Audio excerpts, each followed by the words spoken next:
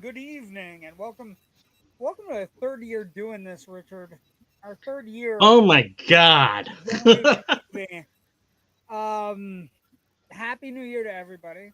My name is JW Colwell. I'm joined as always by my good friend Rich Drees. Good We have evening, everybody. Happy New Year. Happy belated New Year. She's in the green room. We're gonna bring her in now, and hopefully everything's cool with her mic and everything. We should be fine. She's a professional. I know. Natasha Bogutzki, how you doing? Hi, Happy New Year. By the Happy way, New my Year. mic is fine. Your volume is really low, JW, Oh, okay. I'll raise it and see you. because Rich is overpowering you. And I mean, I know that's an easy thing for him to do, but still. I'll He's take loud. it. Yeah, I don't know where we're going with this. How about now? Better? Even Ken says JW is low. I'm low. Well, how do you know, Ken? How do you know for sure? Get Um, low, okay. get low, get low, get low. I'm playing. To the I'll do it. window, to the I'll, wall. that's not what I thought we'd be talking about tonight. Anyway, I'll try to fix it as we go, and then I'll play with it tomorrow night and whatever. Welcome to Generation Movie. It's been an interesting 3 weeks. Lots of movies out, lots of things happening. Let's start with box office. Good place to start tonight, I think. Then we'll get to the other thing, because box office this weekend you could kind of like tell a story through the holidays. Hmm. What was number one was this movie here. Fourth week in a row. Fourth week in a row. It did its job. It hit the $1 billion mark. Although I will say, and this is only a ridiculous comments we can do with movies that are this big, Rich. It's only at $1.3 billion. Now, so a couple things that I think is interesting where we're having the discussion, because he's basically the only filmmaker that is guaranteed $1 billion movie every time he opens, right? At this point. So Seems that way. we're gonna have this discussion where the cost of the movie was exorbitant, and he is We're basically looking 400 million. yeah, he's gone to Disney and basically said, I can't make it for any cheaper. So if you want another one or a fifth one, I'm okay with him. And you and I have talked about this. I don't know how Natasha feels about this. I'm okay with him saying no and ending this franchise, because I am not. This franchise does not get me going. Like, this franchise is the opposite. Like, they're good, and I sit through them and I watch them once. I saw it once in theaters. Mm-hmm. I'm curious to see where it's going to go. And I get why you're saying I'm okay with him ending it. And I'm sure every person who doesn't enjoy it is like, yeah, please end it. Please. Because you're But just eating up time. yeah, but mine's more of a selfish reason. And I've I told this. literally cannot hear you, JW. What? Really? There Oh my you god. are. Better? Okay. A I'm little louder, but not much. Usually you're like mine's booming. mine's selfish. I'm gonna say it. I don't want him doing another Avatar because I want him to do something else. Anything else. Mm-hmm. Anything. Okay, so And that's the way I see Anything. Avatar for him is it's a passion project. It's like a 40-year passion project. And like Coppola in Megalopolis or Terry Gilliam and The Man Who Killed Don Quixote, these are the things that they feel they need to tell before they run out of time to tell them. And you know Oh, what? If he wants to fork over the cash to keep going with it, oh, you know I what? don't think Let him Disney. do I it. don't think Disney's in a position to go. No, we don't want another Avatar sequel.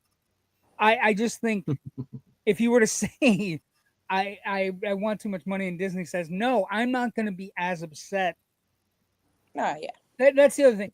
I don't know anybody that loves them. That like everybody goes sees them. They're marvels.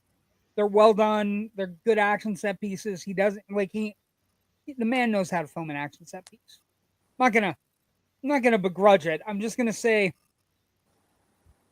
I'm sick of this planet and I want off. Okay. I will say this, JW, you'd be a lousy film studio executive. Like I said, these movies cost, an exorbitant amount of money, $400 million. But using, the standard 2.5 times multiplier for profitability, this movie is well into the black already by $300 million. And I don't think it's going to stop until it hits, 1.5 billion total. So for $400 million investment, you're getting a $500 million rate of return.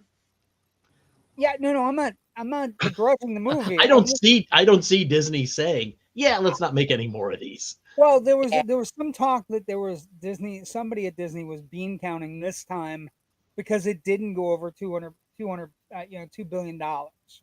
And so there was a little bit of talk in the press and the trades that maybe Disney was like going whatever. And then I guess Cameron kind of put his foot down like in the last couple of weeks, where he basically said, it's all of us or nothing. My entire crew comes or nothing, which is great because he can do that. Fantastic. But it's 342 domestic right now as we speak. Gross another $21 million. Fourth week is number one. Number two was a shocker, but I saw it and I liked it, so I don't care. Primate. It's the best chimploitation movie you'll see this year. Or ever. No, they're chimploitation. There are killer chimp movies. Congo. Got that big BJ and the Bear big screen adaptation coming, right? Yes. I will say to you, it's not. My God, I haven't thought about Congo in forever. And the funny part is someone else mentioned it last week, and my brain is going, that's twice in a week I've heard about it and haven't thought about it in 15 years. Because Primate's out. It's because Primate's out. Probably. It's the monkey zeitgeist. It is. I will say to you, the movie is gory as fuck. And it's so fucking gory and so much fun and just creepy, and it's a guy in a monkey suit, so it's like a tiny person in a monkey suit, and it's grand, it's fun, and it's a January release. It grossed $11 million. Like, it grossed $11.1 million over the weekend, which is great because it didn't cost that much to make. It cost like 16 to make. Third place was The Housemaid, which again started out slow, but has just kind of bumped along through the holidays, and it's picking up. It's a fantastic movie. I can't. The Housemaid is better than Primate. I say that with heavy heart, but The Housemaid is better than Primate. But The Housemaid is the beginning of a franchise. If they want it, they could have. They've already said they're developing the second one. Yeah. There's 3 books. So all I know is I went to a wedding a week ago, and all the women at the wedding were talking about The Housemaid. All of the women, every woman at the wedding, and my wife's like, "We haven't seen that yet, have I?" I'm like, "I've seen it. Sorry, you haven't gotten a chance." I went. It does have an ample amount of nudity. It also has maybe the next Batman. So I'm going to tell you right now, if they pick that kid for Batman, I'm okay. He looks the part. He looks Brandon Scalar, whatever his name is. I don't know. JW. Okay. Yes. Still can't hear you again. What? No. Anyway. Every time you lean in close to your mic and to your computer, I can hear you, but when you sit back, I can't hear you at all. I like sitting back. I have to get a new mic. I should have gotten it during the holidays, but I had so much shit going on. Okay, so Housemaid looks really good. Brendan Sklar, pretty cool. Sydney Sweeney's got her first hit in a while. It's almost at $100 million domestic. Zootopia 2, by the way. Not Avatar. Zootopia 2, by the way, biggest Disney movie out right now. Still bumping along. 10 million over the 10 million over the weekend, up to 378. but that is at $1.6 billion. Can we talk about the dark horse that came in around New Year's and kind of, for a day or two, knocked Avatar off a perch? Talking about Stranger Things? Uh-huh. It's not, I wouldn't say it's a dark horse because it's a 5-year franchise. It's a 5-season hit show. 10-year franchise. Yeah, I mean, but it's, I mean, 5 season is what I was going with. Yeah, and so I don't want to I don't want to discuss it because I don't want to give Netflix any credit. And I also don't want to discuss it because, no, wait a second. I'm going to say this to you as somebody that loves the show and loves everything about the show and has always loved the show. The idea that we skirted around paying those kids for a theatrical release or paying any of those people for a theatrical release by giving out food and drink coupons pisses me off to no end. I'll agree on that. It's a absolutely shitty thing. It's a shitty thing to do. And if their movie, you know, they had sold out showings all over the country, what was like 1.5 billion tickets sold, 1.5 million tickets sold, or something along those lines. All the showtimes, and it got bigger too. Right. I don't want to. Two things. I don't want to give Netflix any stupid fucking ideas, and also, I don't want to praise them for it because, like, they still hate movie theaters. They still hate movie theaters, no matter what they do. The idea that they skirted around SAG contracts and skirted around DJI contracts and all these contracts in an effort to, you know. That being said, AMC or any of the theater chains would be stupid not to take whatever Netflix offers. Considering right now AMC's stock is in the toilet and they're really close to trying to save their movie theaters, yeah, they can take whatever they're offered. But we want to save theaters, don't we? Netflix is a distinct theater bully. It's a theater killing vehicle. Yes. And the idea that they didn't charge a ticket, like, I don't like that kind of thought process where they're constantly going around trying to skirt around issues to try to be smarter than the average bear. Just be a fucking average bear. And think about how great it would have been for Sarandos to get up at a press conference and go, for 3 days, we beat the fuck out of Avatar at the box office. But he couldn't do that because they technically didn't sell tickets. Your keyboard is so loud. Maybe that's me. Let's get some comments quickly. Welcome back. Hope you all had a great holiday season. Good evening, friends. JW is low. Yes, JW is low. I feel I can hear JW now. Haven't seen the last Avatar yet. No real plans to. Scroll, please. He needs to pay attention to the comments. Does he? I did, but oh my God, so much pressure. Oh, this is the one where I erased the scroll. Hold on. I erased the scroll. The scroll's gone. And I didn't redo it. I'm sorry. We'll have it. I'll have it up and running tomorrow night. Again, I'm back. I went to a wedding. I was on a beach. It's been and yet you're still. We've been doing this for 2 years. This is where we're still at. Yeah, I thought our equipment broke at work when I heard the keyboard. That was her. That wasn't me. Hey. Yes, I have a loud keyboard. I'm sorry. Loud keyboard hands. Okay. So the other big movie that kind of spirited out Zootopia is a beast. It's been doing very well in China, by the way, also. 2 other movies open. Greenland Migration opened against Primate. That came in at 8.4 million. Not bad for a lazy January action movie where a bunch of people die with waves and stuff. And then the other one that is doing kind of bumping along, 7.6 million, is this little movie this movie, which is going to be buoyed by Timothée Chalamet winning. I saw it. I liked it. There is one Safdie brother that knows how to make a sports movie. The other one doesn't. So That's a Smashing Machine negative more than. Damn. Yeah, I got the hot takes. I'm back. I'm 52 now. I can make my peace. Again, when I But came do you out, have your cues? no, Heyo. no.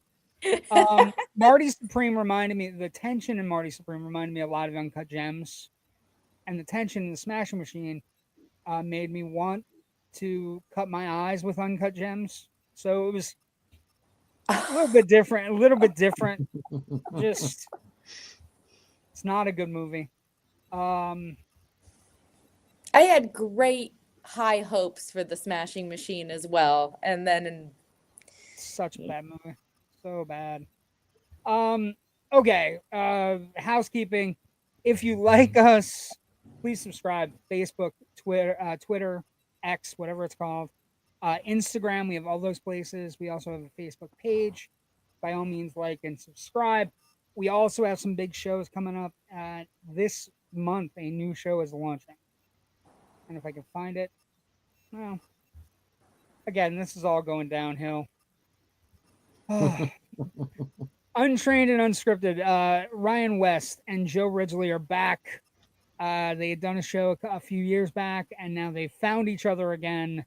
Very much like Harry and Sally finding each other again over a 5-year period. that's so sweet. See how I tied that all in there? I'm very excited about the show. I think it's going to be starting at the end of January. We're going to be promoting it as we progress. Ryan is coming back to the fold as he was an angry youth, and now he's an angry old man. It's fantastic. Him and Joe should have a sparkling. They're a really good duo together. Hey, JW and Rich. Hello. Hello, Evening, Jamie. We appreciate you. There's a lot of clanking going on. Down, wee, woo. And then Ryan says, I had my orgasm already. We're going to talk about that. We're going to talk about that orgasm that heard around the world. Glad you had one already. It's a good way to get off. I was a little premature. I'm so sorry for anybody else that was involved. Getting off the schneid in 2026. Congrats. Congrats on that. Okay, I don't want to lean back now because my mic isn't working properly. So anyway, fuck me. Natasha, it's good to hear. It's good to have you back. I do like this picture of you, although the new pixie cut is very nice. Thank you. We still have this picture that I used to promote, and it's a good bit, but both haircuts are astounding. Nice I'm in the awkward grow out phase right now where I'm starting to reach somewhere between Alice Cullen and You've Got Mail, Meg Ryan. So that is a very deep cut. That is a very deep Twilight You've Got Mail cut. Dude, which is not as deep as your haircut, so it all ties. Seriously though, this was my hair when I went out to dinner the other night. Tell me that isn't Alice Cullen-y. Well, so is the face. Like you're gonna eat somebody. I was starving that night too. Trust me, I ate everything. Apparently, you're apparently. So an interesting thing has happened. You normally only show up around Christmas. The Christmas lights go up. You show up on our show. We're super excited. You also show up to curate at some point, usually during a women's month, Women's History Month. Couldn't think of the fucking word in between women and month. This is where I'm at tonight, kids. But we're glad to have you because one of the things that happened at the end of 2025 that kind of fucking sucks is that Rob Reiner passed away. So Rob Reiner, one of the greatest filmmakers we've ever had, he passed away. And so we invited you on because we're doing this series, Remembering Rob. And so this is the I'll Have What She's Having episode. You are our guest star. And we're going to do it when Harry Met Sally because that's a good place to start. Also, we're starting the 2026 off right with a movie that could be considered a New Year's movie, correct? Yes, I consider it probably the New Year's movie. New Year's has always had this wonderful time of rebirth, renewal, auld lang syne, out with the old, in with the new. And I think that is perfect for what Harry Met Sally epitomizes. Every 6 years, there's a time jump in this movie where they're coming back together, they're meeting up, and they're not the same person that they were 6 years prior. So I like that in the end, everything will then change again on New Year's. Yeah, it is. Again, there aren't a lot of New Year's movies, but this is probably the one where, you know, the ball drop, the kisses at midnight all matter, right? So let's talk production. I've done on Filmbuff at least an article on like at least 10 or 12 New Year's movies. You can't say there's hardly any. I mean, I can go from like Poseidon Adventure to New Year's Eve to that's the other hell, one. Well, after the Thin Man. Yeah, well, the Thin Man. I didn't say that. I didn't really see it either. I'm just anyway. Poseidon Adventure is another one that I watched recently. That was. Can I tell you a fun Poseidon? Holiday Inn for me is another one. Can I tell you a fun Poseidon Adventure rewatch story over the holiday? This you guys will get. Did you rewatch it while you were on your boat trip? Well, while you're telling that story, I'm gonna make a cup of tea because I'm nursing a cold. So the water's already ready. I guess she does not want to hear the story. Anyway, I do. Tell me the story, JW. Tell me a story. Okay, Tell me a story, George. So I was rewatching the Poseidon Adventure, and as many people know, it's got a great cast. You know, Gene Hackman, Ernest Borgnine, Shelley Winters, Red Buttons, and the indomitable Shelley Winters. Now, here's where it gets fun. Leslie Nielsen. Leslie Nielsen as the captain who gets swept right off the fucking boat. But it has Shelley Winters in it. Now, Shelley Winters is also in one of the greatest film noir films ever made. It is called The Night of the Hunter. Oh, it is directed by Charles Lawton. It stars Robert Mitchum.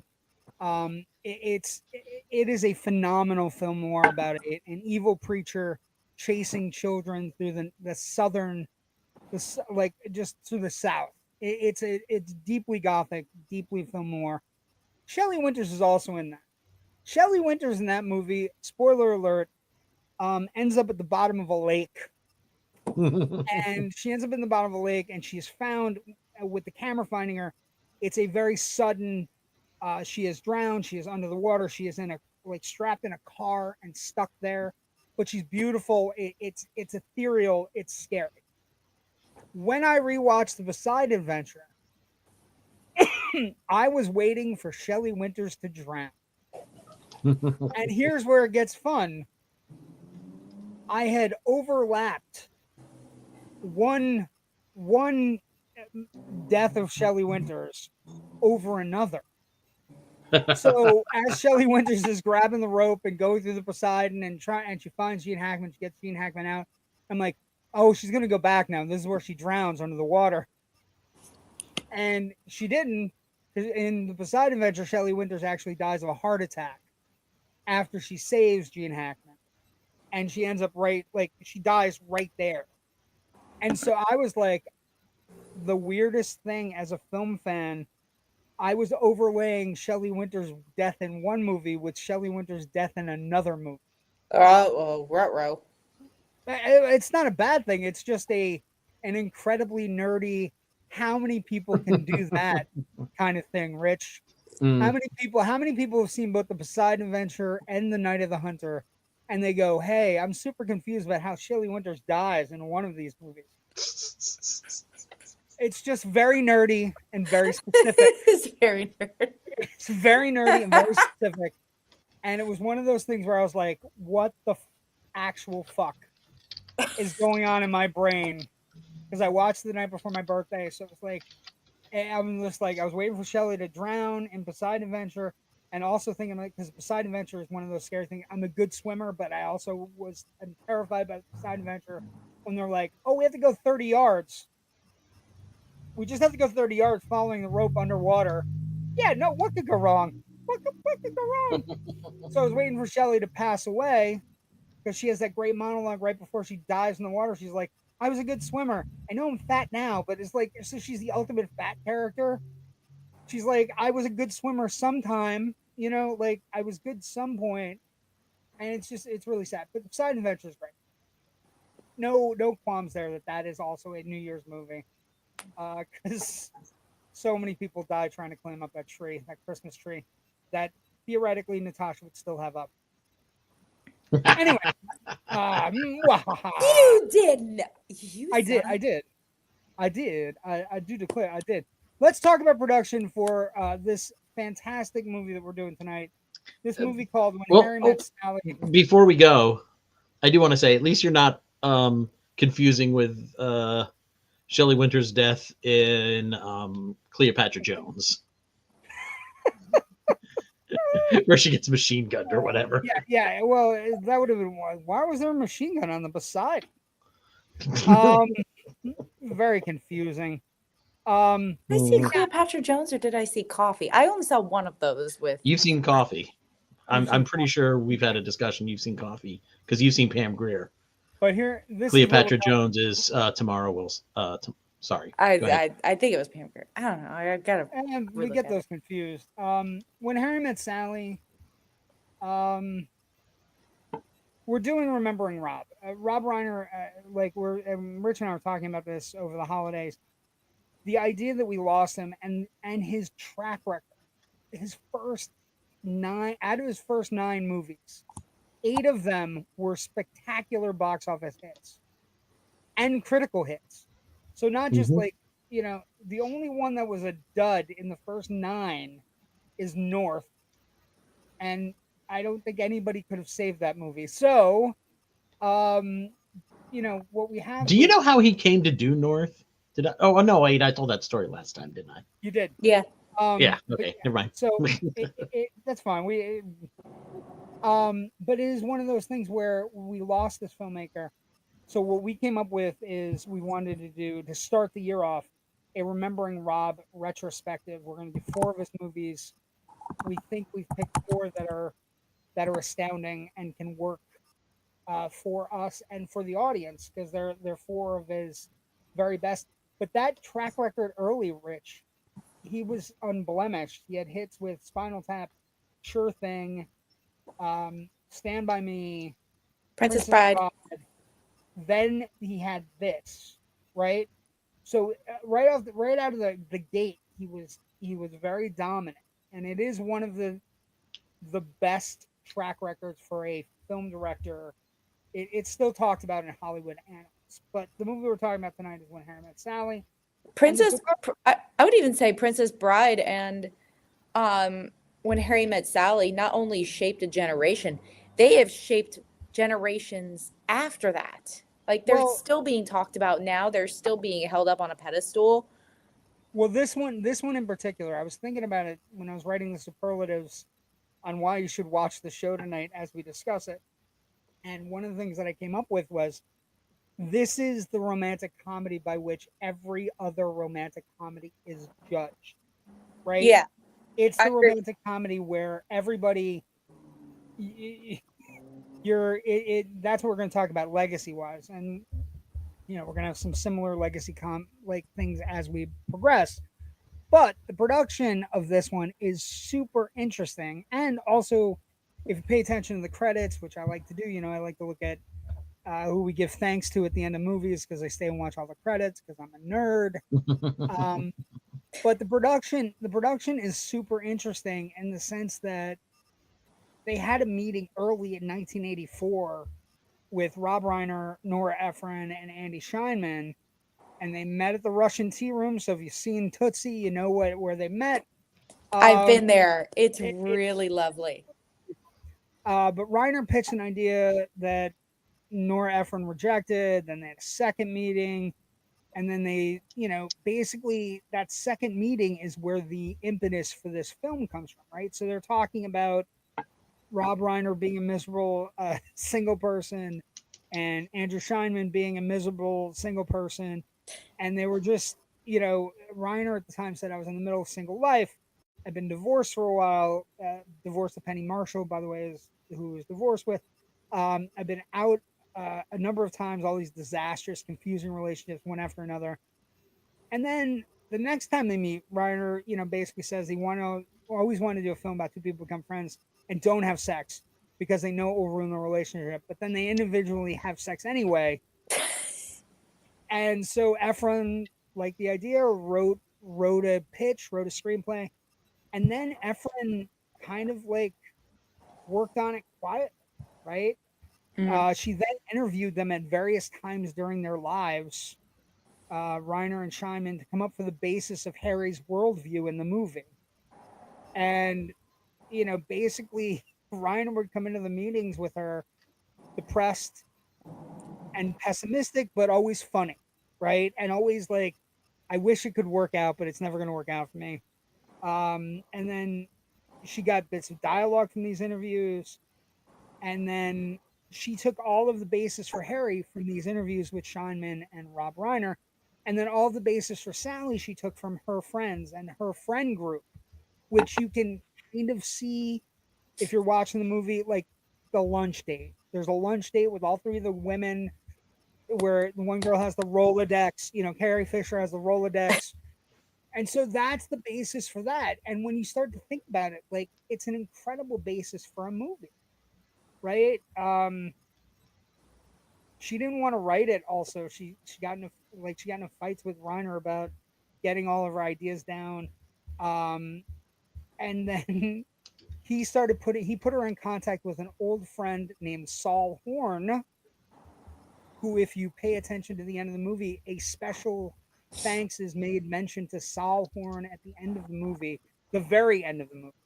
Saul Horn was Alan Horn's father. And what happened was Saul Horn told a story to Rob Reiner about the idea of when he knew he was going to marry his wife. And he told it at a party, some sort of dinner party. And Rob Reiner's like, that's amazing. I need to get you in contact with Nora. And that is the basis by which they make all of the scenes with all of the couples telling their stories. Is this story from one person's father about how he met his mother in a restaurant, and it's the basis for the first one in the movie. So it is the actual story that Saul Horn used to tell about how he met his wife and how he saw her across a restaurant. I'm going to marry that girl, and it's Off so Eddie's. It's so incredible. And then they started sending people to Nora Ephron, like all these couples, all these people, and she got all these different things. And then everything was like magic. They kind of came together. Do you guys know the original title for the film? I actually do not. No. Original title for the film that Nora Ephron wanted and fought with Rob Reiner about was something called, she wanted to call it How They Met. And then what happened was Reiner on the set as they were filming, like, by the way, the set photos are incredible with them. Look how happy these people look to be there. And so Rob Reiner opened the bet to the Teamsters working in New York on the thing that basically whoever came up with the title of the film wins a case of champagne. And so Natasha stuffed the ballot box with ideas. Well, but that's the kind of thing. You can't prove that. The camaraderie and the ideas that were formed on this set are some of the greatest comedy, like romantic comedy things ever come up with. So eventually somebody came up with When Harry Met Sally. And then, a couple of the other interesting side notes, like original people for Billy Crystal was not the first choice, right? Billy Crystal was actually like down the list. It was Tom Hanks, Richard Dreyfuss, Michael Keaton, and Albert Brooks. But Brooks is the only one. Brooks is an interesting thing because Brooks and Reiner are always tied at the hip.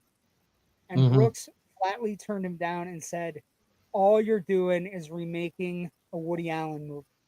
That's not a Woody Allen movie. Oh. Yeah, but I would argue, like, the interesting thing there is Albert Brooks is on the wrong side of history on this. Right? I don't disagree with his analysis, certainly.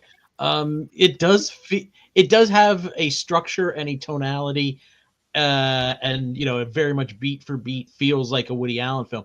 It's just the comedy is different, and the way the characters are different.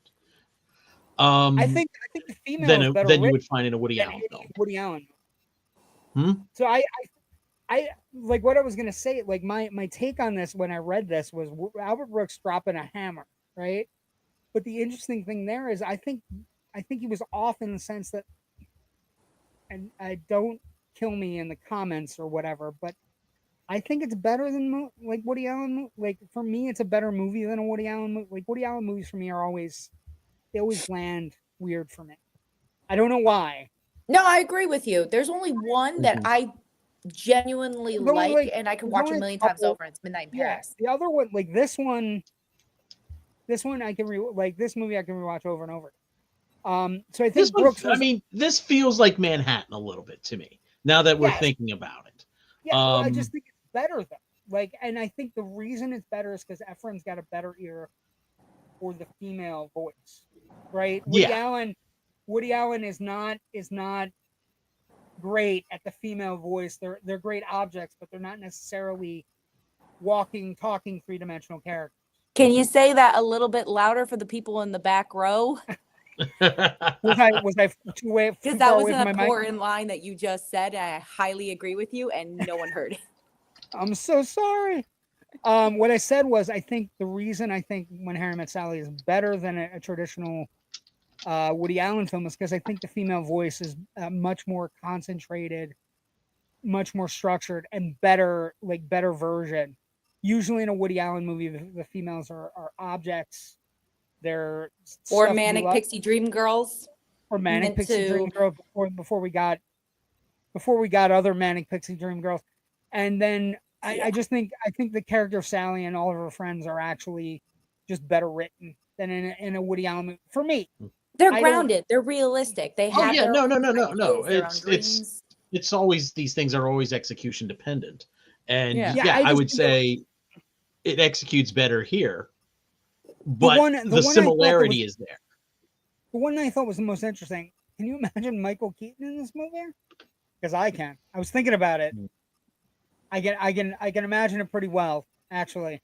A little bit more intense, but a little bit like I actually think it could have worked at the time. Like he was busy though. This movie came out in '89, so he was busy. He was busy.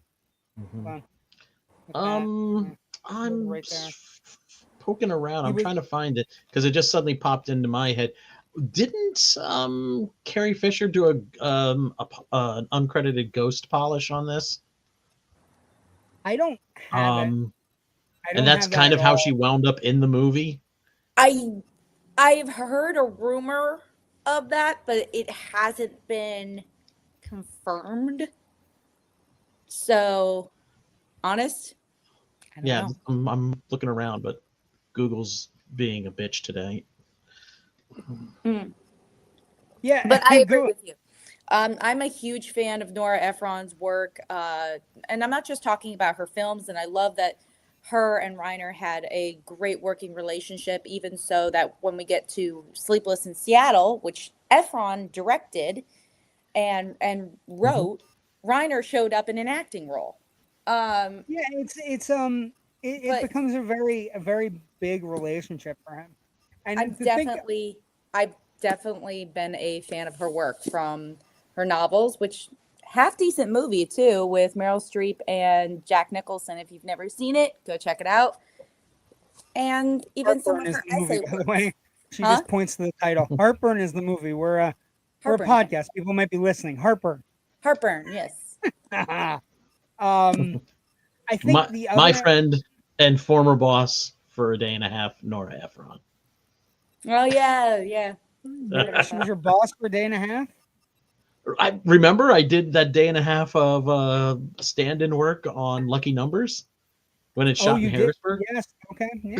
Okay. Yeah. Former boss Hey, and friend. I'm standing there on set. She's standing there with her cinematographer. You know, they're trying to figure out how to You were shoot the so scene, close. and I'm just sitting there watching, So going, close. there is no better way I am ever going to learn about movie making than standing like right here where I am at this moment. Well, and I think I think the other production notes that are interesting that come up as we progress, the idea that the most famous scene in the movie was a group effort was something I didn't know until today, right? So the Cat's Deli scene, one of the greatest comedic female scenes ever put on film from all sides, because guys are in the entire scene. Guys are the complete. We are the getting ripped to shreds, and it also has the greatest screening reaction, right? That we're going to talk about really quick. But the Cat's Deli scene is a very famous scene. It's one of the best scenes in the movie. I have pictures somewhere. Hold on, give me a second, and we're going to click through. There's one of them. Stell Reiner, by the way, over Meg Ryan's shoulder, and it becomes one of the greatest film scenes, but also I've eaten a rib in there.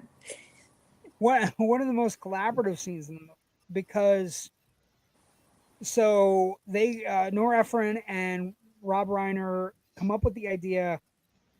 Basically, Rob Reiner comes to Nora Ephron and says, "I think the movie is too much about Harry. We need a bangarang scene from Sally that kind of puts her on equal footing, that and maybe even higher footing than Harry." You are a frontal woman, and I am a woman. Yeah, and so basically they had a discussion. Nora Ephron said, one of the I guess it was like a chalkboard they had up where they were just taking different things about they could write or talk about, and she's like, faking an orgasm is probably is a great one that we're talking about. And Rob Reiner said, that's a good one, let's go with that. And then they bring Meg Ryan on board, and Meg Ryan's like, why don't I just fake one during the restaurant scene? Just do a whole one. And then so Ryan says, I'll do it. Ryan then suggests we do it in the restaurant scene that wasn't moving, I guess, on the page. And then Billy Crystal, during one of the takes, basically comes up with the punchline, I'll have what she's had.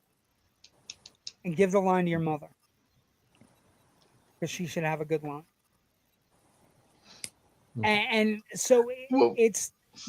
Funnily enough, though, while I was watching that scene, well, first of all, anytime there's a two shot of Meg Ryan and Billy Crystal sitting, across from each other on a table, yes, at a table in a restaurant, and even right there, freeze it. Billy Crystal is always on the right side. Meg Ryan is always on the left. I don't know if that means anything or not. It was just like this little idiosyncrasy of how they shot this that kind of stood out to me. But also in the right where she's towards the end, after we've had one of Estelle Reiner's close-ups of where she's looking like, what? And she has that very stern look on her face. And then they cut back to this two-shot wide. And Meg Ryan is pretty much at the end of her orgasm. And everybody is looking at them. If you look past Meg Ryan to Estelle Reiner, it looks like she is just about ready to crack up. And then they go to her close-up. I think you can actually see her she's back to that stone face. I think this actually might be the face, because you can see her. She's a little bit cracky up right there. Also, like, she hasn't even gone into it yet. Yeah, no. It's towards the end of the fake orgasm. Yeah. Yeah, because the hair's not must. I mean, yeah. I think the most interesting thing is reading up on it. Do you know they have celebrations at Cat's Delicatessen every year for this scene? That they have celebratory, like, they had an improv everywhere. They have a thing called those guys are fun. Yeah, they do a whole thing where they've been whatever. And the scene was recently recreated in February 2025 for a Super Bowl commercial for Hellman's, which is great. Where Sydney Sweeney delivered back to the housemaid. Sydney Sweeney delivered the "I'll have what she's having" line. So, like, even there was even a commercial a couple years ago that showed like a montage of regular people acting out famous movie scenes, and one of them was a couple sitting at the table and cats recreating the orgasm sequence. Yeah. I think it was on Muppets Tonight with Billy Oh Crystal. my God, the pepper! They do the thing with Miss Piggy, but she's gonna sneeze because she got some pepper up her nose. But it's very much that scene, Muppets and it's funny if you're a kid because she's gonna sneeze, and it's hilarious if you're an adult who's already seen this movie. We haven't talked about it, but Sabrina Carpenter hanging out with the Muppets is the greatest thing ever. I'm stoked. I'm so excited for that to come. But what I got from the production notes, we talk about production all the time, how important it is. But what I got from this is that this production was all about the group effort, right? All about everybody working together, everybody putting their embarrassment, their pessimism, their humor, everything came together for this movie, right? And then you add in that they talk Carrie Fisher into taking the supporting role, they talk Bruno Kirby to take the supporting role, right? So it's all of a sudden now it's all these pieces together. And what I got was there's no fighting except for the fact that Nora Ephron's fighting about a title. There's very little fighting. There's a lot of camaraderie, and there's all these people working together in such a great way that as it progresses out, it just becomes this, hour and 39 minutes that's absolutely perfect romantic comedy filmmaking, right? It's charming. The shots are gorgeous. The editing's fantastic. I think that has one of the best split screens ever. Look at this. Shots are gorgeous. Look at that. I know. Let's talk about that triple split screen scene for a second. That's one of the best. Natasha and I have had a short where we had a split screen scene, and as a telephone conversation, and it was murder trying to get that to line up with two people. This is three just two separate locations and 4 people going at the same time. And here's how they did that. They were all in one studio. They had 3 little mini sets all set up next to each other, and they had different cameras on them, and they shot that all live. The take you see is the take. Yeah, I think they took a couple of takes, but the take you see is like they were actually those phones were all actually connected. Everybody was going, live at the same time. It's an incredible scene. And it feels like an SNL sketch. Almost, yeah. It's an incredibly shot scene. What I was paying attention to today, because again, when you're this in deep on things like the 3 of us get on these movies, what I was looking for today was an interesting thing. When the light goes out, I think it's really interesting to pay attention to his ever so slightly the end of his side scene kind of morphs into the dark as well. So it becomes like the light infringes just a tiny bit on his light. The idea that, she's gone to sleep, he's probably going to go to sleep now too, kind of thing, where you don't tie anything into it, but it looks so beautiful when it's happening, and it's a great sequence. They're also like they're mirroring... no, we were talking about the one with Carrie Fisher and later on in the movie. Different one. I was thinking about the cat. Yeah, they did it. It's a real tough. It's really tough, but it's really great. That scene's great too. The Casablanca one is really nice as well. High maintenance or low maintenance? High maintenance or low maintenance? I think Ingrid Bergman is low maintenance. So I think you're the very worst, Natasha. I think you're the very worst of all. I think you're high maintenance who thinks you're low maintenance. I tried to write that. That's what took me so long to log in tonight. I know. I was trying to write high maintenance who thinks they're low maintenance, but it was like you get a max of 50 characters. Like, fuck. That's when you just give up. This now, that's when you just give up, sweetheart. Just I give had a up. conversation about an hour ago with a friend who we were talking, and he's like, "You bougie?" I'm like, "I grew up in the hood. I'm not bougie." He's like, "It's a preference." I'm like, "Okay, that's fair." You So drink more yes, wine. high You're maintenance who bougie. thinks they're low maintenance You're is bougie. You have Bridgerton parties. You're bougie, sweetheart. is.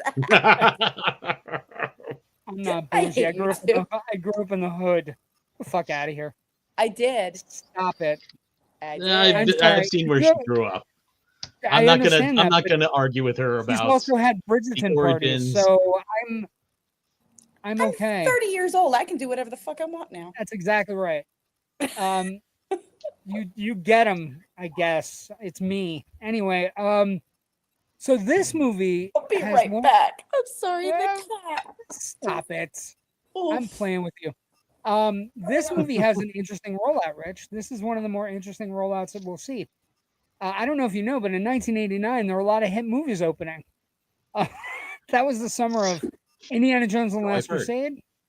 That was the summer of Ghostbusters 2. It was also the summer of this little movie about this millionaire who decided he wanted to fight a clown.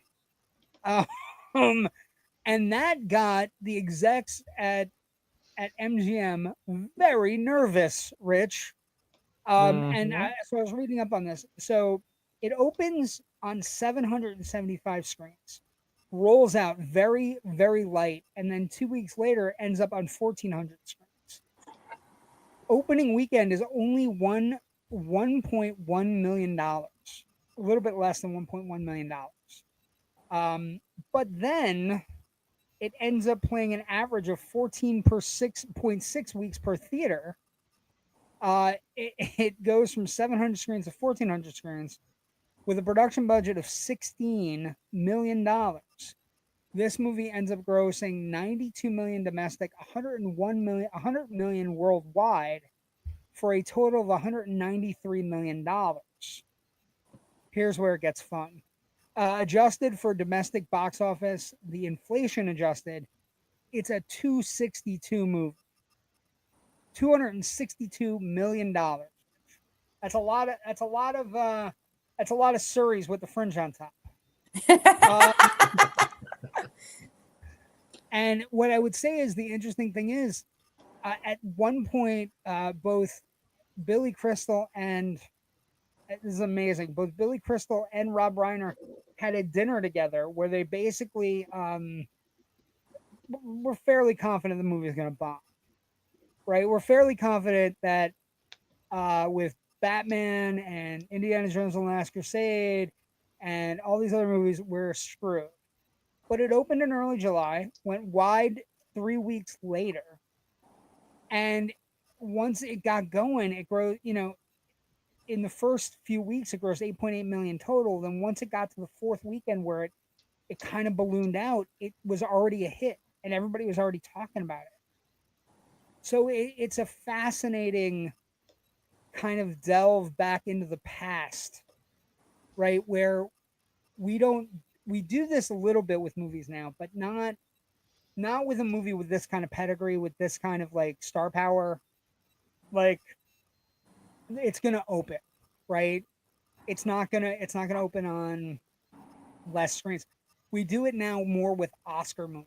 We do it with movies that are platforming out from New York and LA for Oscar consideration, and then they platform out, but not movies, like not summer movies, and certainly not a summer movie directed by Rob Reiner, who had under his belt, by the way, by this time, Stand By Me, Spinal Tap, and Princess Bride. And Billy Crystal is pretty hot because he had City Slickers. Actually, City Slickers comes after. Sorry. So it's Billy Crystal. Well, he was coming off of Soap and Saturday Night Live. Yeah. So it's an interesting kind of box office story. Fun. Okay. Critical response then and now. Very hard to find a bad review of When Harry Met Sally, but I found a couple of them because I always think it's funny when we have a movie that's at 90% with an 89% from the audience or popcorn meter or whatever the fuck they're calling it now. I always think it's fun to find the negative reviews, and there were some major reviewers that had negative reviews. So I thought I'd read a couple of, because I thought they were funny. because especially now, I think they're really funny. Let's see. Karen James of the New York Times said it's often funny but amazingly hollow. It's romanticized lives of intelligent, successful, neurotic New Yorkers. It's like a sitcom version of a Woody Allen film, full of amusing lines and scenes, all infused with an uncomfortable sense of deja vu. Brutal and wrong. Which I'm not sure. I'm not sure I see I don't see this movie as hollow in any kind of I don't think way it's whatsoever. hollow. I also like the sitcom thing. It seems to me like you're having a problem with the idea that we're doing time jumps. Is what the sitcom thing kind of seems. I mean, the time jumps I could see where somebody would say it feels episodic because of those time Episodic jumps. is fine, but not But sitcom-y. it's those time jumps are necessary to give us that whole arc of how they both change as people and how those changes that happen in between the fade outs impact how they how they bounce off of each other the next time they meet up. There's actually a couple I have found for more interesting sites. Vulture about 14 years ago did a piece called "When Harry Met Sally is Bad for Ladies," and then there was a whole article on that. Another one from Elle magazine. This one was 10 years ago. I agree with literally nothing that Billy Crystal says in When Harry Met Sally. And it just keeps going. Like, there are people who, a lot of the stuff is dated. The whole high maintenance, low maintenance argument, I'm pretty certain existed around this time period. But when Harry Met Sally really kind of put it out there for everyone, high maintenance versus low maintenance is the same idea of the virgin and the whore symptom. It's a one or the other. There is not a great basis for being in between. It's seeing the world in black and white and not in shades of gray. And so I think there are certain. Is funny though, because it's hysterical. It's hysterical. The thing that she's most high maintenance about is because I do know people on those sides. Right, it's restaurant orders is where she's most high maintenance, and she gets several points in the movie to show off her high maintenance. Like the funny thing about her high maintenance is there are two things I can refer to in the movie where you're going, that's high maintenance. Like when after they have sex and he goes to the little you have your video tapes, you have your VHS tapes alphabetized, and I wanted her to say, "Doesn't everyone?" Because it would have been an amazing line. Yeah, I know. Mine are too. I get it. Yeah, mine are too. At some point in space and time, I may have had a very fat index card file of VHS tapes. I didn't. I had an Excel sheet. But now, anyway, I think there's an app for that. So I think then and now it's an interesting thing. I think you could look at it. I think one of the things that happens over time for us, one of the things that happens DVD profiler. One of the things that happens over time, right, is that these movies that become classics, eventually there's an underbelly where people are like, I need to rebel against why this movie is classic. Mm-hmm. And I don't know that the criticism is I don't want to say it's not real. It's real criticism, but I think it's like manufactured. Because the thing it's like me barking at the moon about Avatar movies that have grossed $6 billion. It's me barking at the moon. Who gives a fuck what I think? Right? They've done very well. Everybody goes to see them. Who gives a shit? But I think there's a hater movement when a movie is called the definitive whatever. It's called the definitive romantic comedy, the definitive sci-fi movie, the definitive, Alien was the definitive horror film, right? Sci-fi horror film, right? Eventually you're going to get haters that come out of the woodwork to be like, well, I can show you why it's not as good as it thinks it is. And it's like, the movie doesn't think it is. It's based on whatever. Roger Ebert, who I would like to think would be a friend of the show, Rich. He basically Well, said go ahead, because I have something to say on that. one of Hollywood's very best directors of comedy. Most conventional in terms of structure and the way it fulfills our expectation. What makes it special, apart from the Nora Ephron screenplay, is the chemistry between Crystal and Ryan, and I think that's the key to the movie. Right? They have incredible chemistry. They work well together, and the script is it's just a firecracker. It works. It works like clockwork. It works like a clockwork. And then I didn't realize it was this short. When I'm looking at it, I'm like an hour and 37 minutes. It like, cooks. Holy shit, it moves fast. And I think I just think it's one of those things where it's like, I think it's manufactured hate. But what were you gonna say, Rich? I'm sorry. I don't know if it's necessarily manufactured hate, because let's face it, like any other form of art, whether it's literature, it's painting, it's a play, movies are going to be constantly reevaluated through time as time goes on, based on then current societal filters. So, looking at this movie, like looking back 30 years or so at this movie, yeah, the high maintenance, low maintenance thing, like, is kind of dicey. This is like looking back at, okay, let's use another romantic comedy, Chasing Amy. Everybody thought that was very progressive. Nowadays, a lot of people in the LGBTQ community look at the film as like, I don't know about some of its politics. I don't know if it's as right-headed as we are now. And that's where you have to kind of take that step back and go, okay, but with this, viewing it as an object of its time, it was progressive. You have to think about it in the history of the time period it came out in. Yeah. And most people can't do that. They only see it through the lens of the current time. Mm-hmm. They look when Harry Met Sally came out, we're at the end of like the greed is good 80s. This is very much, I think, a movie about how we just related to each other as people through that whole past decade. It's basically, it's like, because it's like 77 through 88, 89. And I think the movie is really about it's about these two characters and how they grow and change and find each other ultimately. But it's also about how changing attitudes towards sex. Look at, college age, bad wig, Billy Crystal, at the beginning is just like, yeah, he just wants to nail anything that moves. And that's, that's most 21-year-olds. But it was also kind of just like emblematic of the pre-AIDS, post-sexual revolution, disco era 1970s.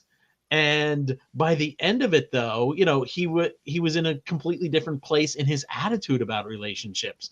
And I think that's what makes it. You could say, "Oh, Billy Crystal's problematic at the beginning of this movie." Well, that's because that's our 21st century view of 1977 society, and that's what makes movies great. Though, is they are these these little historical time capsules that we can go through and watch and go, "Oh, okay, yeah, I see where we've come, progressed or whatever." I agree. And with that. I think people who hate to hate. I'm circling around here. I'm wrapping up here. Hold on.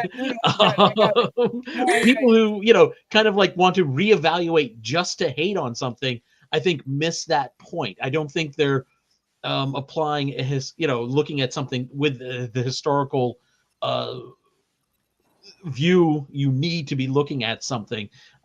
You can say, yeah, it's bad from our point of view, but here, and yeah, you're missing out. It's like people complaining about certain words in Huckleberry Finn or something like that. Well, no, I think that's the true thing. When I say manufactured, I don't mean it in like a way that's whatever. I think every once in a while movies get put on pedestals. This is one of those movies that gets put on pedestals. And when somebody says, "Oh, I like a new romantic comedy or whatever," people our age or people a little bit younger than us are like, well, have you seen When Harry Met Sally or whatever? And I think the manufactured hate comes in is that sometimes when we're watching movies or looking at movies, we're not necessarily, we don't take into account all those different things, and we don't take into account the time frames in which they're released, and we just want to kind of like, my new stuff is better than your old stuff, right? And this is why it's problematic. It's problematic for us now. This film for me is one of my all-time favorite films. Actually, it's number 3 at the list. I watch it probably once every month or every 2 months. I have it memorized. I didn't even need to watch it coming into this show. I have hosted dinner parties around this. It doesn't movie. have that actress in it. It doesn't have the actress that you really like in it. I'm surprised. Is that one of you? Is that in like a? Trying to think Eva Green? Yeah, doesn't have Eva Green in it. I'm like, so. I'm just saying. I'm surprised you have a movie that doesn't have Eva Green in it. All my 3 top films do not have Eva Green. Okay. For me, that has nothing to do. That was a deep cut. It was a deep cut to play. Just trying to have a good time, Natasha. I know Grumpy Old Men didn't have Eva Green either. It would have been a much different movie. Technically, we got Sophia Loren in the second one, so. Oh yeah. But I mean, this film is definitely something that I'm not. Thank you. Yes. I was just realizing I have pictures. There's the Rob Reiner scene you were looking for. Yeah. Yeah, that's where she's looking, and you can tell she's about to break. This picture's a little holding her potato mouth. funny, but yeah. So when it comes down to whether or not the old is better than the new or vice versa, for me, it doesn't matter. I think this movie is a hell of a lot of fun. I love that, with the exception of like one scene, they don't really talk about their jobs all that much. It's not something that matters to them. They matter more about living in the now. You see the little things, like, as annoying as it is, her going through the mail and putting each one in and make certain it all goes in, and it finally I forgot that scene was in this movie, and it's hilarious. There are like the little moments between them are really well done, when he just kind of like he stops and he walks over to the mailbox, and it's like it is a perfect example of Billy Crystal understanding comedic beats. Yeah, because it is stop, walk over, and he looks at it, and just kind of like. Yeah, it is a beautiful, beautiful, beautiful movie. And I would consider, for most of my friends, this is one of those movies that I would say, if you want to be friends with me, you have to see this movie. I literally sat down my girlfriends and I'm like, you've never seen Princess Bride? You've never seen When Harry Met Sally? Double feature tonight. Like, I'm making dinner. Come on over. Grab a pillow. I did that with new friends with Kentucky Fried Movie, and it did not work out as well. I hated Kentucky Fried Movie. I couldn't even finish it. I hated it. But anyway, like, I had a girlfriend so nervous at the end of When Harry Met Sally. She took my pillow and she was like holding it like this, like, oh, it was the most adorable thing in the world. I have hosted dinner parties around this movie. I will say that in the rewatch today, holds up remarkably well. It's very efficient. Like, that's, if you could give, like, for romantic comedy folks, right? One of the things I think they could take away from this movie. I see a lot of romantic comedies that are being made today. They are long as fuck. It takes forever for the people to get together. And I just want, like, cold, efficient gunmetal. Like the original Terminator. Just get in, get out, do what you gotta do. My issue is that most romantic comedies now are not smart. They don't feel real. They feel like fan fiction. I've only seen 1 or 2 recently that were decent. Yeah. I thought the Sydney Sweeney Glenn Powell one was okay. That one wasn't bad, but I mean, it's long. It's 2 hours and 7 minutes. It goes on forever. You do realize that it's just Much Ado About Nothing, right? Yeah, no, I understand. I'm just telling you, I don't care about that. I care about the fact that I would recommend Michael Showalter's. I'm blanking on the year, but it was within the last 5-6 years.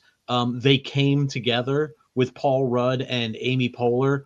It's pretty good. It's a very funny comedy that's in a way spoofing the romantic comedy genre while also being a really good example of it as well. If you haven't seen that, folks, track it down. It's really hilarious. I have two questions for you guys. One concerning this movie and one concerning rom-com in general. Okay. One, in this film, you can solidly break down this movie into 3 acts. Everyone I find has like their favorite version, like their favorite act of this film. Which one's yours? Ooh. Rich, you want to go first? I'll go first. I'll go first. Okay, yeah, go ahead. Go ahead. I think I know what I want to say, but I'll take the second act because I think the second act gives you a lot of good moments. It gives you the blow up. It gives you the blow up at over the oak table. It also gives you the moments where they're kind of like, it's like a getting to know you kind of phase where they're walking around, they're doing different things. It also gives you made a woman meow.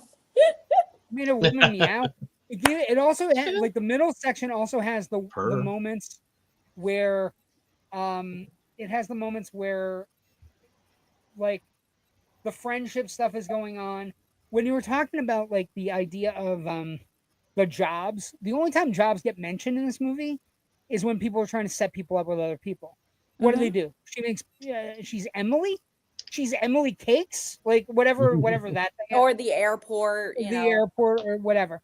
I think the second portion works best for me because it's the best portion for both of them in the sense that she's coming out of her shell. He's becoming more mature person. He becomes a better, like when he loses his wife, he becomes a better human being because he's hurt and he like the idea that you've hit your head against the wall so many times.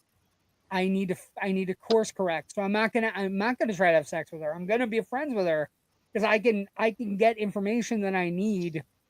It is a good version of both of the characters. I mean, Billy Crystal running through New York at the end is also really great.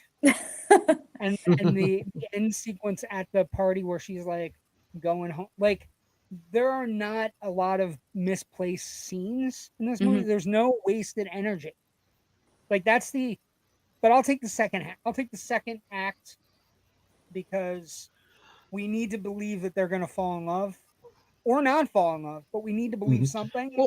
And the second act gives that space. Rich? That second act though doesn't work without the first act. And what I like about the first act, as I'm thinking about it, is the idea of fate. I think that these two people, they go to New York, they find, they have their initial meet, and it doesn't go well over that 18-hour drive. Probably 20 hours with stopping for food and her ordering. But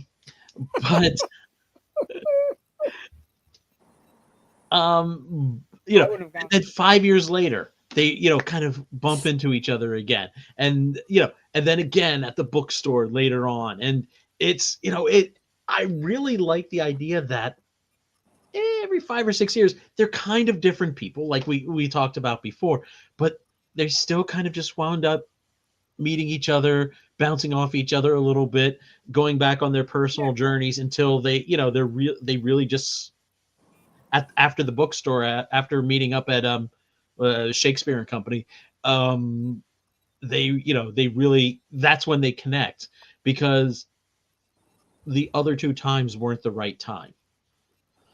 And we see that. Can we also talk about how fate is a cruel mistress?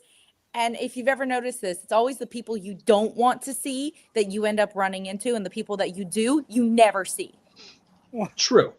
Well, the fate and the fate is a cruel mistress thing is also very big, but there's at least 5 or 6 lines that kind of go over that in the movie where they're talking, and Billy Crystal, one of the jokes after he meets his wife and Ira, one of the jokes is, in a city of 8 million people, eventually I was going to have to run into her. And it's like, were you? What was the chance of that? And so you're right. There's a fate component to it that's super nice. It's super cool. Let's talk now, Natasha. You asked us this question. What about you? I'm taking the jump to second the as end. well. From the Wrong answer. the tough Wow. shit. I think it's the right answer. It is the right answer. The second act is absolutely the best. You see them change, you see them reconnect, you see them have more patience with each other. It's where you get the best shots and the best locations. It's where you get the biggest moments of comedy, whether they Oh my have God, lines or not. What if One of I my told favorite you? shots the is silhouette literally- stuff in the museum is absolutely beautiful. That's Oh, like low boathouse. I would take a frame of that and blow it up and frame it and hang it on the wall. What about My- I'm going hard. to blow your mind right now, Natasha. The second act is also reminiscent of Beauty and the Beast. There's a whole second. This movie franchise. I'm one of the jumps Which I'm going one? to make. The sequence where Lumiere and Mrs. Potts are all sitting there and is like, I think there is something there that wasn't there before. Oh yeah, well that came out years later, so technically they stole But it from this. Yes, no, I look what's up on the screen for franchise legacy. Okay, good point. I Actually, try my to mesh scene, things with animated movies for some reason. my favorite like kids' scene movies. in the second act is actually when they're trying to set up Harry's apartment. The timing is perfect there. There's nice little beats, like they turn the carpet and she's like, no, it's got to go this way. And then they turn it back around. And it's a nice moment. It feels like a bro moment where it's like, hey, you went but out she on a gets a date. gut Tell punch. me about it. Really? She gets a gut punch in that scene, though. She like, does at the end, yeah. Like right at the end, she gets a gut punch. Like, Of what do you reality. mean you slept? What do you mean you slept with her? I mean, I slept with her. That's Yeah. what it was supposed to. You went to bed with her? Huh. And that's what starts the most iconic fucking scene in the film, which is Kat's Diner. But I think there is what is in that scene is not only just a real timing to it where it feels natural, but you also get an idea of, hey, we're not friends completely. We are, and we can tell each other anything, which is why I'm telling you this, because you need to know that we're not the same because you are on the other side. Yeah, I think let's. It's a great movie, and all three acts work. I think Rich has a point that the first act you can't have first without the second, which is true. I mean, that's crazy twisted logic. But now the other question, I need to get to it before we end. Okay. When did rom-coms become chick flicks? Oof. Because I feel like there is a big difference, and it's based off of the smartness of the writing. Well, and I think part of it, I'm going to say this. There are, from a writing perspective, and this movie is kind of a perfect example of it because we talked about it during the production, right? Mm-hmm. Who is Nora Ephron talking to? Nora Ephron is talking to Scheinman and Rob Reiner, and they're going over their things. So the male stuff is really good, right? The male stuff is pessimism. I don't know what the fuck I'm doing. This is going wrong. All these different things. When you get into, I'd say, let's go mid-90s. The guy characters are not well written in a lot of those movies. And from like the female perspective is there, but if you want to talk to a guy, if you want to take a guy to see a movie like How to Lose a Guy in 10 Days or some of that garbage, like the guys are poorly written, they're stupid. I'll give you an example where I think the movie that this movie kind of the smartness, but also it kind of fakes everything out.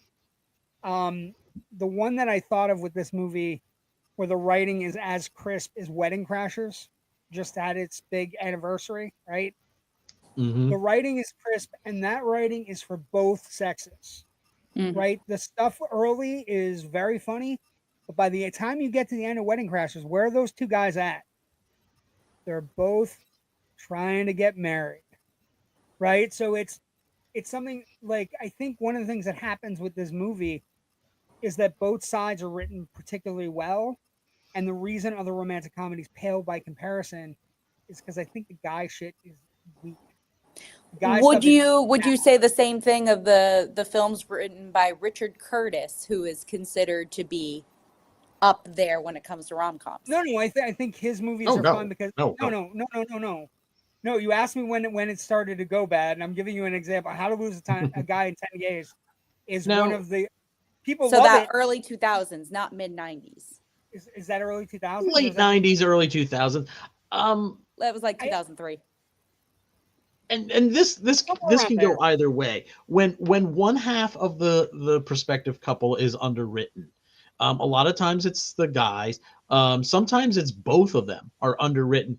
And you've heard me probably use this phrase before about like unfunny romantic comedies because they merely, and this is a lot of Katherine Heigl product, where I've said, "Oh, make funny face fall down" movies, where it's just like, I'm the girl, whoops, I'm a klutz, and down she goes. Oh, Katherine Heigl's a good choice. That's a great. Her movies are fucking awful. Her movies are terrible. She's a fine actress, and I feel bad that she got kind of like stuck into some kind of weird cul-de-sac in her career there for a while. Nancy Meyers. Thoughts on Nancy Meyers? She's fine. She writes both. She's good. She understands character. Both things. Yeah. Like if you're talking about like Something's Gotta Give, which I rewatched recently, right? So good. So good.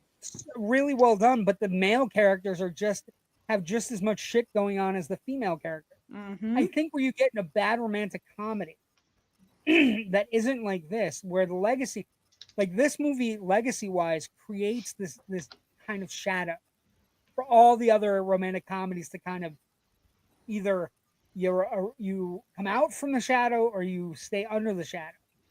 And I think when you talk about like Nancy Meyers, like the character in Something's Gotta Give, that's the best written character in the movie, is not Nicholson or Keaton. The best written character in the movie is Keanu Reeves. That character is astounding because he's like, you have a problem with her age, but I don't have a problem with her age. And if I don't have a problem with her age, why do you have a problem? Like, it's realistic. And like it's he sees a gem. He sees a diamond. Yes, he sees something he likes, right? And so we're not talking about the people that make bad romance. We're talking like Nancy Meyers, Richard Curtis. Those are all good writers that give depth to all their people. I think when you get into bad romantic comedies, like you watch some of those movies, the Kate Hudson movies, the Katherine Heigl movies, where it's like I'll give you an example. Like this movie has Billy Crystal. Early Billy Crystal in this movie is immature, right? He goes through a progression, he figures things out, and whatever.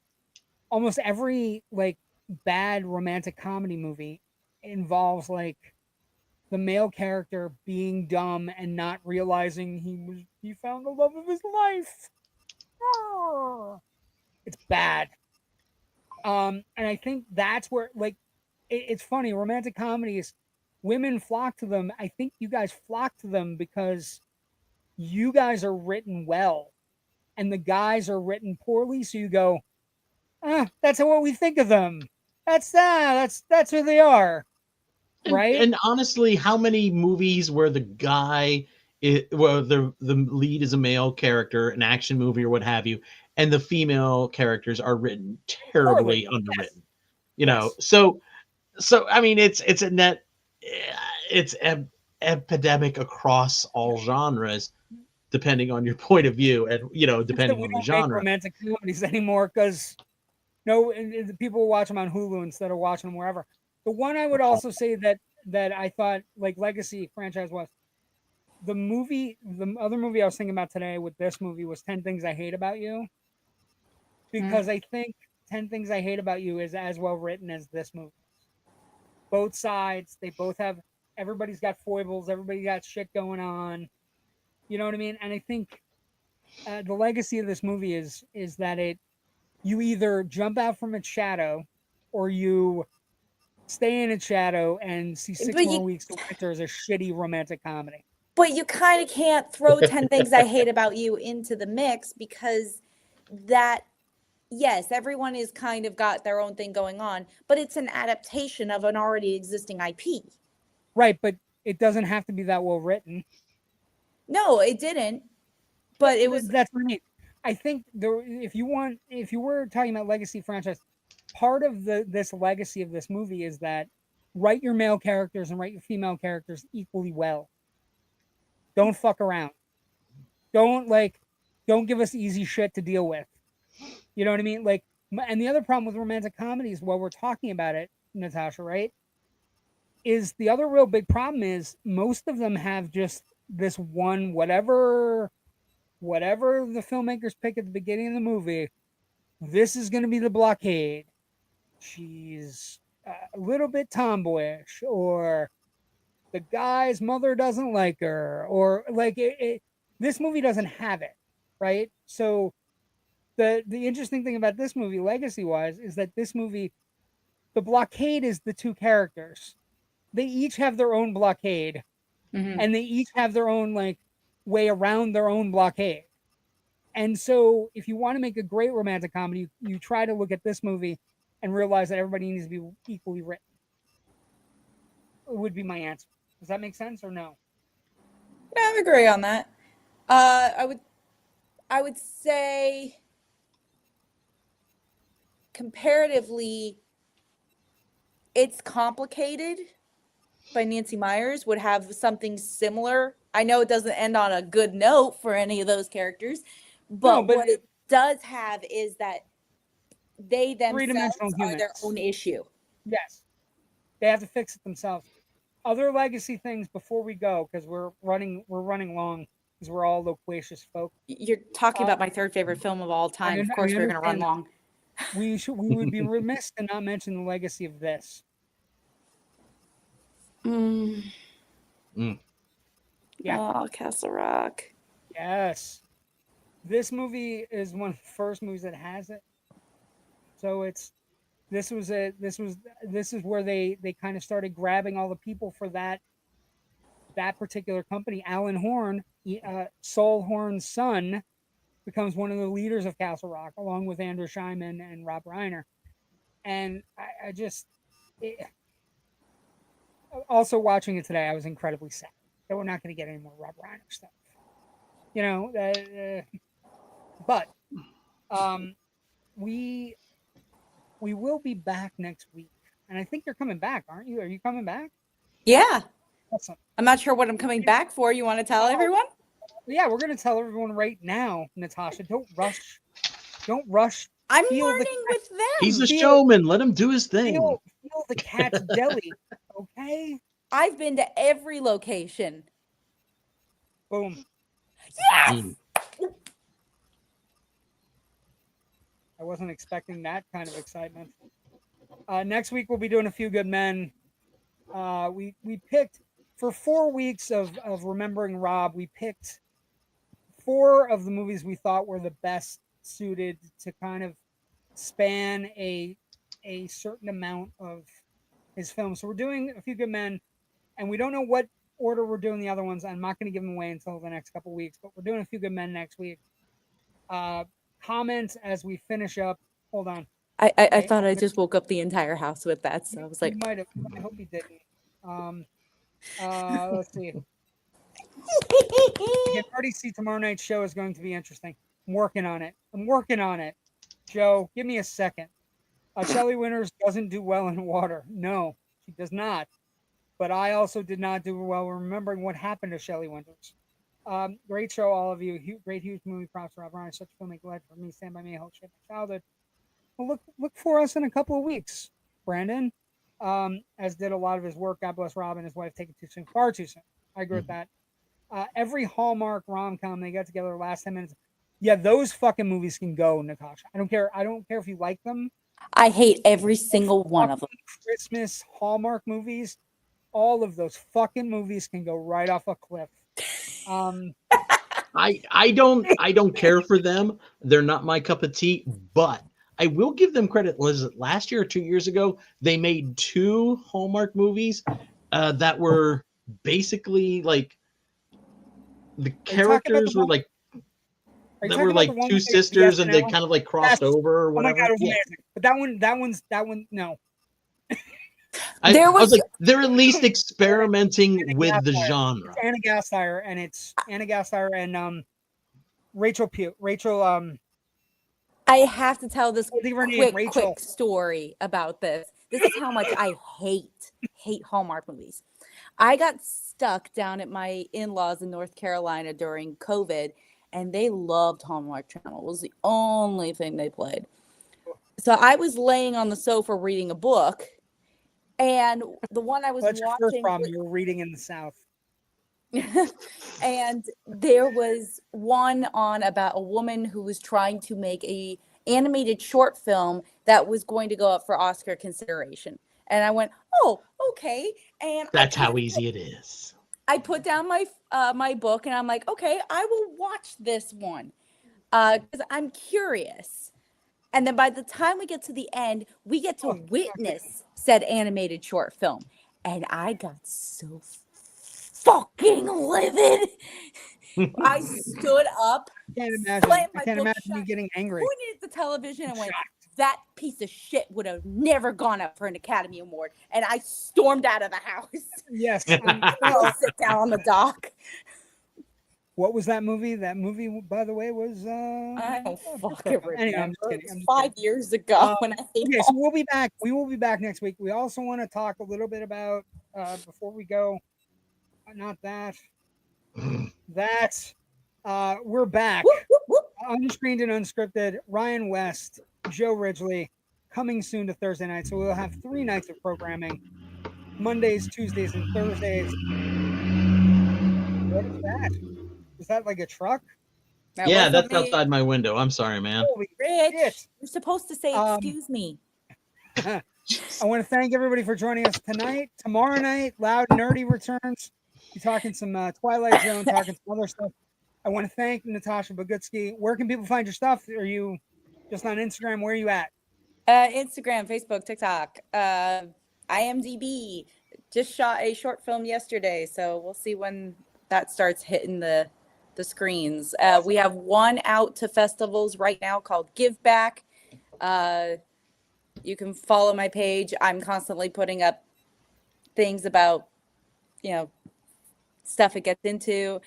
Rich and I also have one called Murphy from Cineveris Productions that's out to the festivals right now.